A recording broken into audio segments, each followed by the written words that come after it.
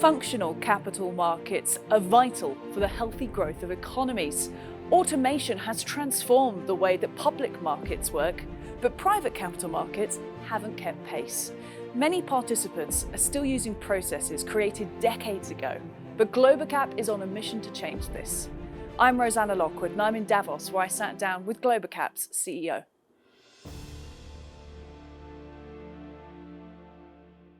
Myles Milston, CEO of Globacap. It's wonderful to have you here with us in beautiful Davos, Switzerland, where the sun is just peeking out from behind the clouds. Thank you very much. Let's just start by talking a bit about Switzerland, because you're based here. What did you think about coming to Davos to sort of spread your company message? I jumped at the opportunity. Davos is a great place with coverage of the World Economic Forum every year, but more than that, Switzerland is absolutely the epitome of a free market economy that's efficient, that's forward-thinking, that's advanced, and has great snow coverage. Let's talk about the markets and economy then, because that's really the business that you're in. And with Globacap, tell us exactly what you do at Globacap, where you're sort of fitting into the industry landscape. Sure. Globacap is a financial technology company that's digitizing and automating private capital markets. We're essentially bringing public markets-like efficiency to private markets. So let's just take a step back and let's clarify what are public markets and private markets. Public markets are where there's an exchange that big companies have their securities traded on that any member of the public can come and buy and sell, such as NASDAQ, New York Stock Exchange, and so on. Compare that to private markets, where it's a private company, the securities of that company, the shares or the debt, they require the company's approval for any transactions to take place. And so it's really interesting because public markets are what everybody knows about and reads in the press. But actually, if you look at, for example, in the United States, there are 4,000 public companies compared to about 6 million private companies with employees. And so even though those public companies are bigger, private companies actually comprise the greater amount of employment in the economy and in the world. But all of these institutions that exist in public markets that allow for efficient transactions to take place, you just go to your broker, do a trade, it all gets settled, those don't exist in private markets. And so transactions in private markets between two investors is extremely laborious, extremely manual, and time-consuming, can often take weeks or months to settle. So what we've done is we have digitized and automated all of those processes in private markets, from issuing securities to administering them on a continuing basis to settling the secondary transactions between investors. This has now become point and click. We deliver this as a white label service to capital markets intermediaries and to institutions like securities firms so that they can deliver a private markets offering to their investor base, speeding up transaction flow, reducing costs, and improving private markets, liquidity, and transactions. It is a very novel concept. I've been a business journalist for years, and I haven't heard of something so specific as this, but attacking such a large market. We'll get into the size of that market. But first, let's talk about why Globacap was developed. Can you talk a little bit about the genesis, the origin idea? Globacap originated from a combination of myself, my co-founder, and wider team's previous experience in capital markets. As well as a mix of technology, deep technological experience, deep regulatory knowledge, and looking at it and seeing that technology has evolved and come to a point where so much of our wider economy, so much of our daily lives has become digital and automated, and we don't even think about it anymore. This is only a 10-year transition, but we don't even think about using our phone for literally everything. Yet, when it comes to private markets, which is such a huge driver of economic activity, processes are still incredibly manual, with people printing forms out, circulating them, a lot of human capital sitting in the middle doing processes highly inefficiently that are very repeatable and very easy to digitize and automate. You've talked a little bit about the scale of private markets already. You gave that a few million figure for the US. Just give us a sense, do you have a sense on an international scale just how large private capital markets are? Private markets globally are about $10 trillion. And what's really interesting is that over the last decade, private markets have grown at about double the rate of public markets. In most major economies, public markets have seen a decrease in listings, whereas private markets have seen an acceleration. Let's go back to the inefficiencies you were talking about. What can you automate? What can you digitize in private markets? Our platform encompasses three core sections.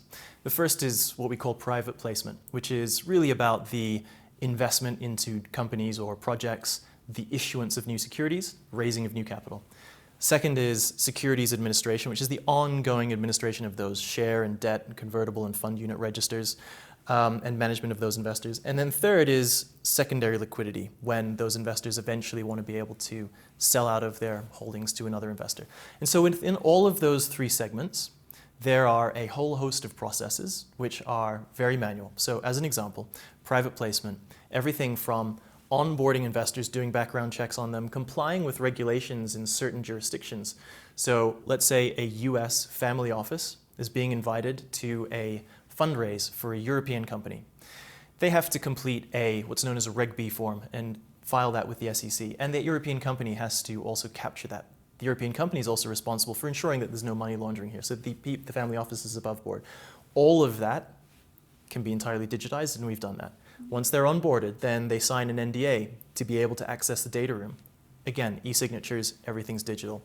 Then building the book, so being able to distribute and invite more investors. They can indicate interest in the actual offer. They can negotiate the price. They can set different terms and then confirm final orders, moving through to document execution at the back end if there's any agreements they need to sign, again, e-signatures, and then settlement. And we have dedicated settlement screens for all parties. We are also an authorized custodian, which means we can act as that safe cash collection point on behalf of investors for entities using our platform.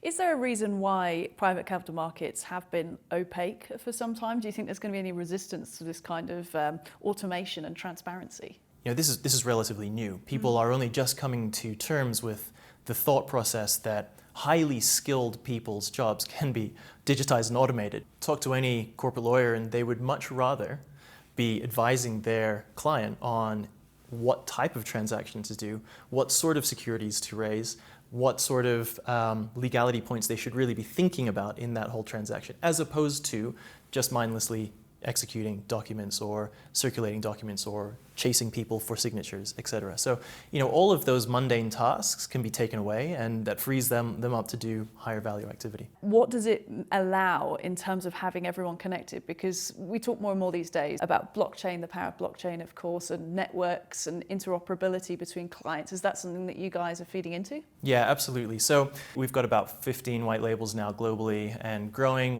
Some examples are the Johannesburg Stock Exchange. They launched their private placements market, and that's entirely on our platform. These are projects which European investors don't often get direct access to. And so what we're doing right now is connecting our white label clients together. And that means that a securities firm in Europe or a private equity manager in the US can now have the option of accessing those deals and distributing it to their own co-investment network or their own investor clients.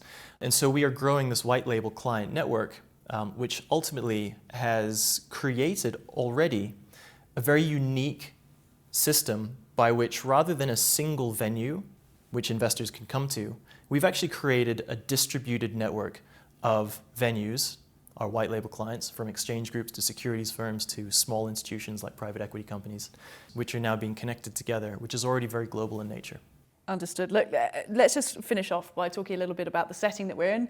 Beautiful Davos, Switzerland. You mentioned at the beginning, often the setting for the World Economic Forum, global leaders coming together to solve global issues. This year they're meeting under the theme cooperation in a fragmented world. Give us a sense of why you think that's important. That's absolutely important. There's been a big backlash recently to globalization, unfortunately, in a lot of places.